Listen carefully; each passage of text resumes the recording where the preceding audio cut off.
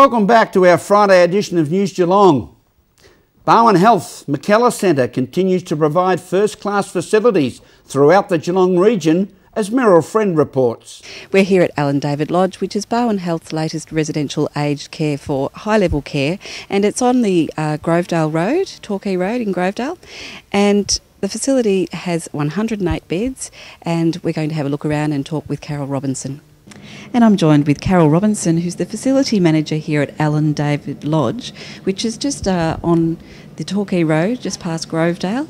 How long's the facility been here, Carol? We've just been here 18 months, so we're very new. Latest state-of-the-art technology. It's quite a very nice, tranquil area. So we have the surrounding countryside with lots of horses and cows in the paddocks, which we can see every day from the residents' rooms. It's a fabulous area. We've just had a walk around and seen the residents' activity areas. There's garden areas that they can use, and lots of activities for the people to do, with lots of volunteers helping out. Yes, we have a lot of activities surrounding the cooking aspects. So the residents actually participate in the cooking activities. They can be encouraged to chop and make the food that they actually consume as well. And that gives them a sense of self-esteem, dignity, and feeling of worthwhile, that they aren't at the end of their life and they can participate in the community activities. It sounds like a lovely place to be, and everyone seems happy, and it's a homely atmosphere. Thank you, yes, it is. I've got to say, we encourage the families to come in, be part of what we do here. So there's no visiting restrictions, only social visiting restrictions, and everybody appears quite happy. And if they've got a complaint, they come and see me, and we sort it out together. Well, thank you so much for your time, Carol. Thank you, Meryl. Thank you. From Alan David Lodge, Meryl Friend for News Geelong. Thank you, Meryl.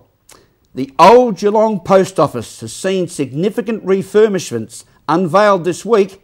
Abdrei Cozza reports for us on News Geelong. Thanks, Graham. I'm here today at the old post office in Geelong, which has been given government funding for a recent redevelopment. Well, look, it's a fantastic spend, I think. It's $800,000, which wouldn't have been spent but for the stimulus funding. And really, it's turned a collection of youth services, which were in a rabbit warren, into really a youth services hub in a very functional building. We've got a new lift, mezzanine floor, meeting rooms throughout the ground floor. It's a fantastic service. We're now seeing hundreds of young people come into this building in order to access the services which are provided here, housing services, health services, and a range of services for young people. So I think it's a fantastic thing that wouldn't have happened but for this spend. Oh, look, there's no doubt that the redevelopment here gives the youth of Geelong a space where they can come and feel comfortable. We have 7 services here. It's the redevelopment has allowed for some disability access. It's allowed for some new meeting rooms, and it's sort of turned a bit of a rabbit warren into something that works quite well, and people can feel comfortable coming here. And as you know, there's a number of youth that do come here and use the services, so it's just a great thing. I'm here with David Burke, the Youth Development Unit Coordinator for the City of Greater Geelong.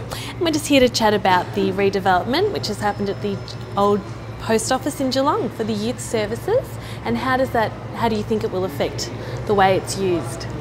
Well, I think for some time we've had a range of services operating in the building, and haven't had the luxury of being able to meet the needs of young people when they come into the building through access to meeting spaces and confidential counselling spaces, and also having access to the upstairs areas. So therefore, having a lift in the building, number one, provides access to everybody, and having direct access from the reception area here to confidential spaces to be able to provide services to young people and meet their needs on the spot will make a huge difference. Abdrei Cozza for News Geelong. Back to you, Graham. Thank you, Andrea. The Leukaemia Foundation of Australia continues its research into a cure for this terrible disease.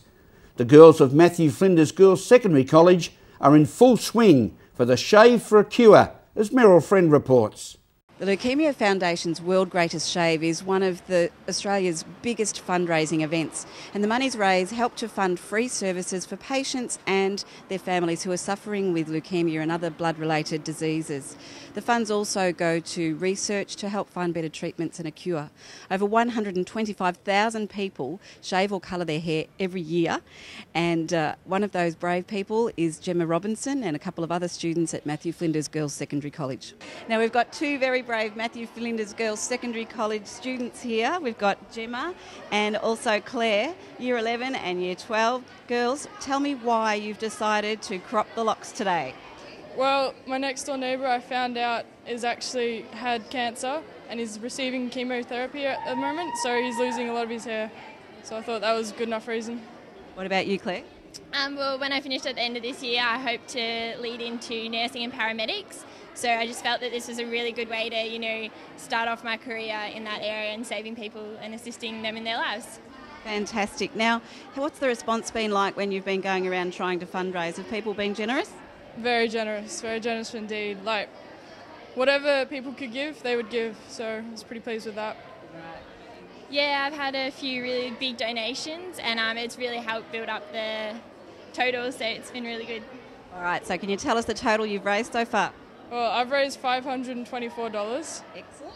And I've raised just over $2,000, so I'm pretty happy with that. Fantastic, girls. Now, you're both looking a little bit nervous. The shaver's coming out very, very shortly, so we wish you well, and well done. You're very brave, and it's a very serious cause, and you're doing a wonderful job. Thank you. Thank you. From Matthew Flinders, I'm Meryl Friend for News Geelong. Thank you, Meryl. As we go to a break, we lead into our News Geelong sports report with the president of the Lara Cricket Club playing in its first Geelong Cricket Association Division 1 Grand Final since entering the competition 25 years ago.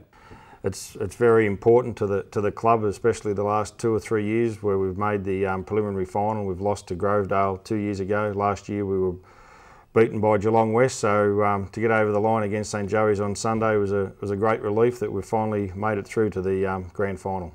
Geelong West have been there last year. I think over the last 2 years now we've played each other 5 or 6 times, and I don't think there's been more than 4 or 5 runs in it, or 2 or 3 wickets at the end result. So very, very evenly matched. It's obviously going to be important who can win the toss. I'm sure that if Geelong West win the toss, they'll be endeavouring to get runs on the board, as we've seen not a lot of high scores through the final series so far. Irrespective of the fact that they're playing in a grand final, but to be playing at Geelong Cricket Ground and also with the Division 2 grand final at St Mary's, it really gives a carnival atmosphere, and I'm sure everybody involved is going to be looking forward to a great weekend of local cricket.